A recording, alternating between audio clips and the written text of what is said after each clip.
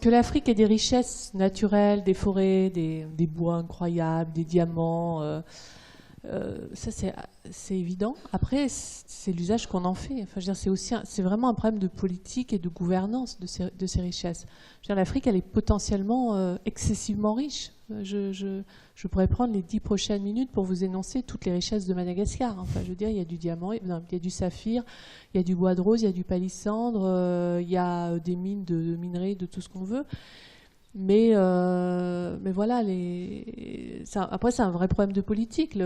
Jusqu'à récemment, je ne sais pas aujourd'hui, mais les bois précieux de Madagascar sortaient pour des industries chinoises.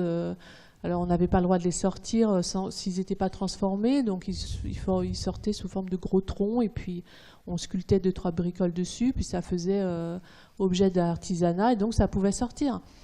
Bon, voilà, je crois que... Enfin, c'est vraiment une question de volonté politique, hein, de volonté politique et de géopolitique. Mais que l'Afrique soit riche, c'est tellement évident, même en termes agricoles. C'est pas un hasard si aujourd'hui les grands États, y compris les Brésiliens, donc les Chinois, les Coréens, achètent des terres en Afrique par milliers d'hectares.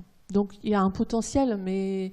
L'Afrique est un continent en devenir depuis très très longtemps. C'est ça le problème, c'est que c'est depuis très très longtemps. Mais c'est vraiment une question, enfin pour moi en tout cas, alors c'est un avis vraiment personnel, pour avoir passé beaucoup de temps en Afrique, c'est vraiment une question de gouvernance, de choix, de politique au sens large du terme, quoi. Voilà, c'est dire, il faut, je suis tout à fait d'accord pour dire, pour revenir sur la question précédente, qu'il faut que les pays du Nord contribuent, financent l'adaptation, mais il y a aussi des ressources au sud, alors des ressources d'adaptation, d'innovation sociale, tout ça, et puis des ressources économiques qui pourraient être mobilisées aussi. Enfin, voilà, c'est un jeu politique, quoi, avant tout.